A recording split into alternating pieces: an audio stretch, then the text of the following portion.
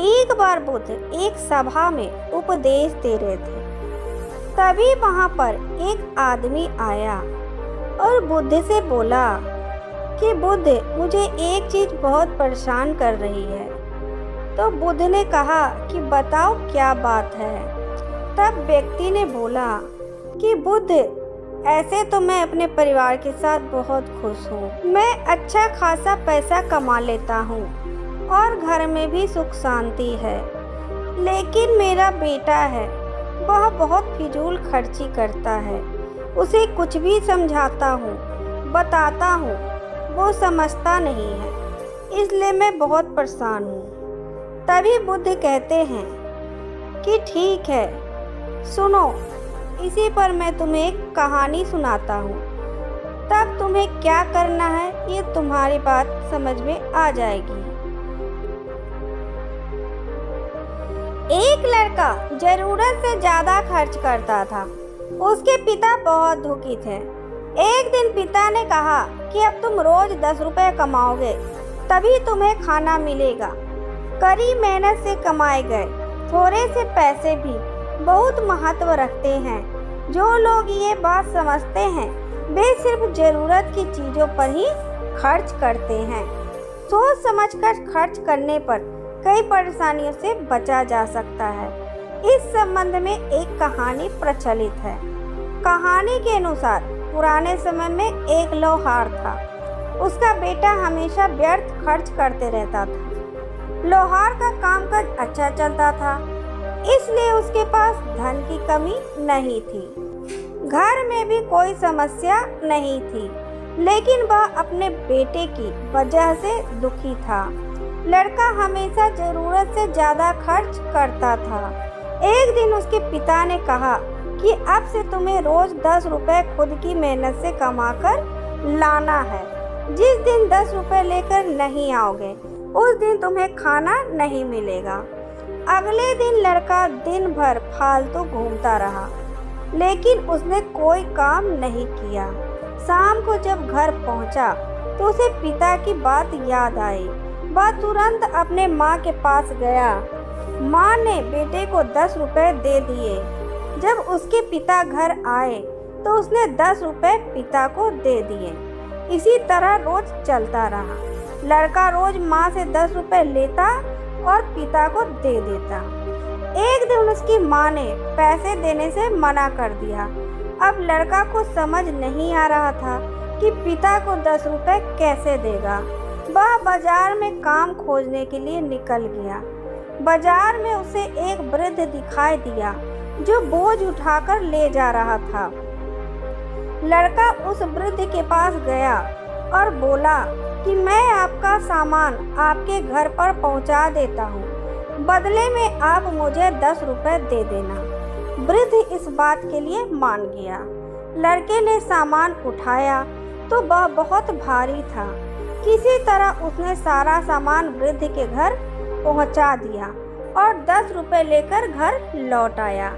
उसके पिता आए तो लड़के ने खुशी खुशी वह 10 रुपए पिता के हाथ में रख दिए। रोज की तरह पिता वह पैसे किसी और को झूठ मूठ का ऐसे ही दे दिया। तभी लड़के ने उनका हाथ पकड़ लिया। लड़के ने पिता से कहा कि ये पैसे मेरी कड़ी मेहनत की कमाई के हैं, इन्हें आप किसी को भी क्यों दे देते हैं। पिता ने अपने बेटे से कहा कि अब तुम्हें समझ आया कि मेहनत की कमाई की कीमत क्या होती है। तुम रोज मेरी मेहनत की कमाई ऐसे ही फिजूल खर्च करते हो। मुझे भी इसी तरह बहुत बुरा लगता है। अगर हम पैसे सोच समझकर खर्च करेंगे तो कई परेशानियों से बच सकते हैं। बेटे को पिता की बात समझ आ गई और उसने व्यर्थ खर्च न करने का संकल्प लिया। इसके बाद वह भी पिता के साथ काम करने लगा। बुद्ध कहते हैं कि बच्चों को पैसे का महत्व शुरू से ही समझाना चाहिए, ताकि अपने स्कूल या कॉलेज जाने के दिनों में वे अपने जेब खर्च का बेहतर प्रबंधन कर अपने छोटे मोटे शौक खुद से पूरी कर सकें। और जब वे बड़े हों तो उन्हें बचत और निवेश संबंधी निर्णय लेने में मदद मिल सके। बच्चों को यह सब बातें विस्तार से बताने की कोई ज़रूरत नहीं होती, लेकिन उनमें इस तरह की भावना तो जागृत की ही जानी चाहिए ताकि वे कम से कम पैसे के महत्व को तो समझ सकें। ऐसा भी नहीं है कि आजकल के बच्चे बिल्कुल ही नासमझ होते हैं। उन्हें बचत की महत्व को समझाइए। उन्हें यह बताइए कि आज शुरू की गई बचत से भविष्य में वे अपने उस शौक को पूरा कर सकते हैं जिसके लिए आज उसके पास पर्याप्त पैसे नहीं हैं। ऐसी सलाह देते वक्त उनके साथ एक पिता की तरह नहीं बल्कि एक दोस्त की तरह पेश आएं। आगे बुद्ध कहते हैं, इच्छाएं अनंत होती हैं और सारी इच्छाएं पूर्ण हो यह आवश्यक नहीं है। खर्चे का अंदाजा पहले लगाया जाना चाहिए, वह भी जरूरत को ध्यान में रखकर। बच्चों को यह सब बातें सिखाना चाहिए। बच्चों से अपना मासिक बजट बनाने को कहें। इस कार्य में आपको उनकी मदद करनी होगी। शुरुआत में वैसी वस्तुओं की सूची तैयार करो जिसकी खरीदारी जरूरी है। उसके बाद उनके साथ मिलकर विचार करो कि तुम उनकी कौन कौन सी इच्छा पूरी करने के लिए सामर्थ हो। पारिवारिक बजट में बच्चों के पॉकेट खर्च को भी शामिल करो। इन सब से उन्हें जिम्मेदारी का बोध होगा, साथ ही उन्हें लगेगा कि परिवार में उनका भी कुछ महत्व है।